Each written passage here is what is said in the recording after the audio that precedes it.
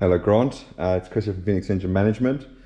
This is your test video for your GS430 6-speed model going into an IS200 with a J160 6-speed manual. Okay, so I've got it wired into the half cut here, so everything is in there. Alright, you've got your normal standard 3 plugs in there. They'll just plug in there, ECU plugs there, and your resin that goes to your IS200 plugs. Now you will notice, because it's 6-speed, it uses CAN instead of MPX. So we've got your OBD2 plug here, all right, and we've got the CAN to MPX converter over there, which is going to convert the CAN signals from the ECU to MPX for the car to understand.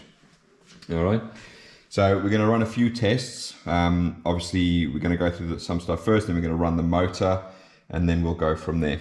Okay, so first thing I'm going to do is I'm going to put the key on like you would in your car, and everything will fire up into life, and we'll go through little bits and bobs then. So there we go. Okay. Right, so I don't know if you heard that, but the fuel pump primes on this one. Now, I don't want you to think that's a Toyota thing.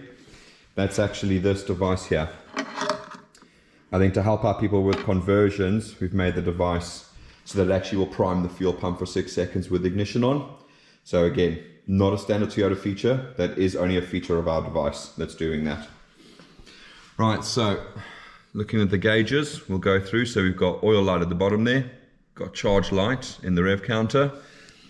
You'll see your coolant temps already showing. I have started the motor up to carry out the test, so I did warm up, so you can actually see that your coolant temp is working. And you'll notice that the check engine light's a little bit dim. Now that's just a quirk of the 6-speed. I don't think it's designed to run with a proper bulb, so if you replace it with an LED that's of a much lower value, then that should light up just fine for you over there. All right. So we've gone through all the dash lights over there. So what I'm going to do is I'm going to go into my OBD2 machine, or Toyota Intelligent Tester. All right, so it's obviously picking up everything already. You can see that we've got 66 degrees temperature, 20 intake temperature, ambient temperature showing 15 degrees. Okay, I'm just going to go into function and system select, just so that you can see, there you go, GS430 UZS190 series. Okay, so it is picking it up as what it is. Okay, so I'm just going to go around here. Obviously you can see the ambient temperature is being picked up by the ECU. Okay, now I'm going to try and see if I can show you as best I can, if I can get it at a funny angle. But anyway, the ambient temperature is actually working inside the car. I think it's this blue backlight that's causing me major hassles in actually getting it to show you. But it is there, I do promise. I can see it with my own eyes. All right, so obviously you heard the fuel pump prime. But what I am going to do is I am going to go in and test the fuel pump just so you can see that that is working. So we're going to go and control the fuel pump. Enter. Okay, and as I press this button, you're going to hear the relay click. And you can hear the fuel pump working away there.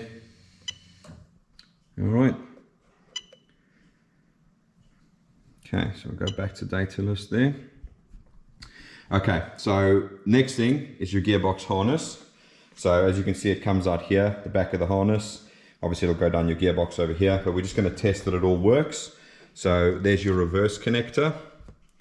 So all I'm going to do literally is just bridge these two together, and you can hear the obligatory IS200 buzzing. All right, so we know that is fine. All right, next up is going to be your speed sensor. So this is your speed sensor plug for your gearbox. So obviously the IS200 manual gets its speed actually from the gearbox. The IS200 auto gets its speed from the ABS ECU.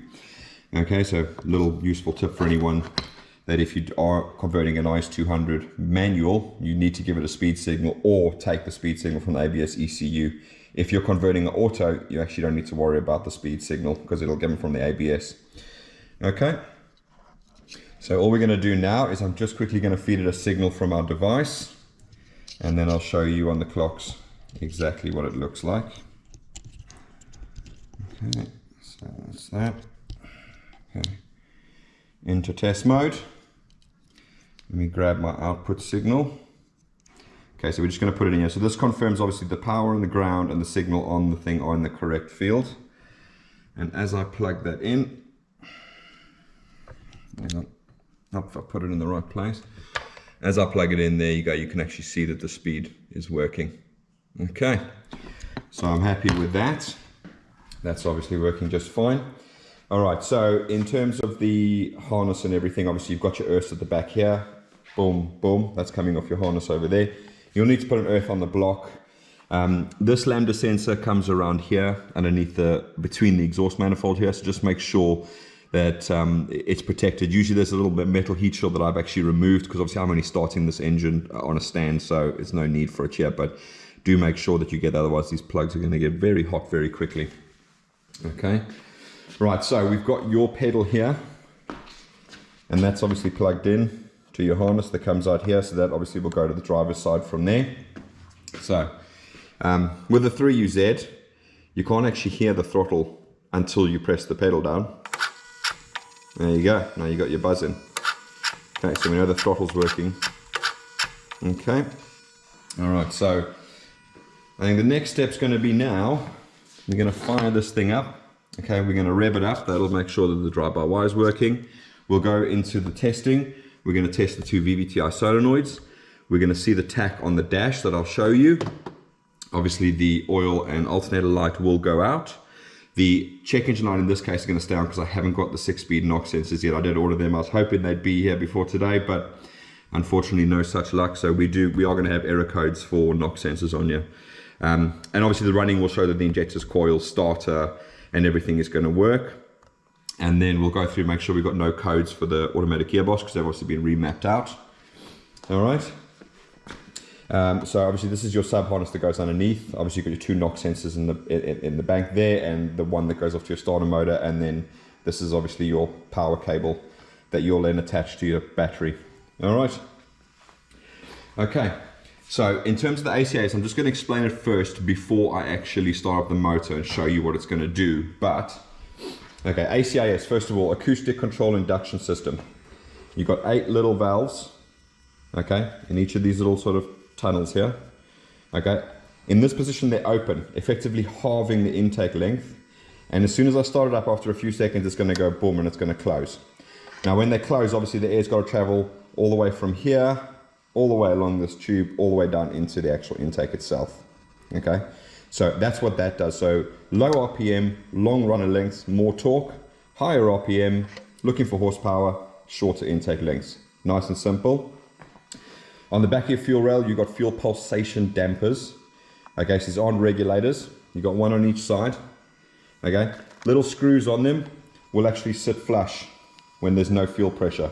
When there is fuel pressure, they'll actually rise up, and you can actually squash this down with your thumb and you can actually feel it. Okay.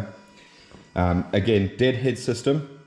So you don't have any dramas there. If you're putting it into an IS200, it also runs a deadhead system. So you're just going to connect this fuel line up to your existing fuel line.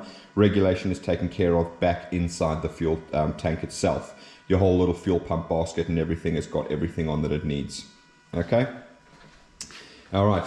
So I'm going to start her up now. I'm going to continue talking, but I think you can still hear me, but we'll see how it goes and we'll go from there. All right, so 1, 2, 3, let's go. Okay,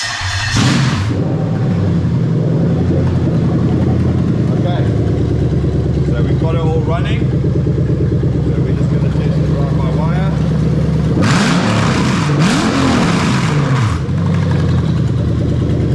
Okay, so now we're going to test the VVTi solenoids.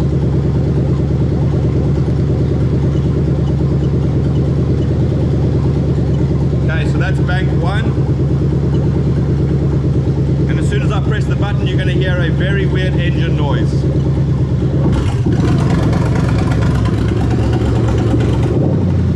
Okay, so that's working. Let's go to bank 2.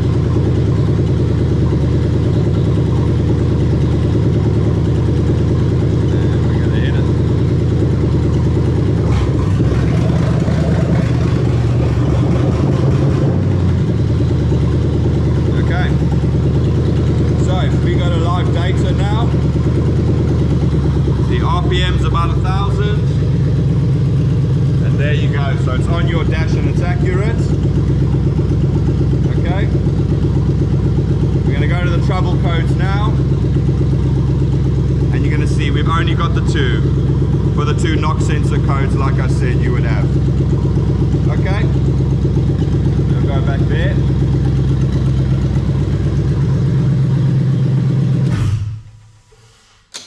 Okay, so that's it. It's relatively straightforward. You can see everything runs fine, no dramas. When I pre-test it, I go through and check that every coil is firing and so on and so forth. So I don't want to make the videos like 40 minutes long by going and doing each coil or whatever. But yeah, so this you're just going to tuck away underneath your box away. Your OBD2 plug you're going to tuck away in there. Your OBD2 port inside the vehicle is obviously not going to work because we don't have the functionality to carry CAN high and CAN low through the vehicle itself to your OBD2 port.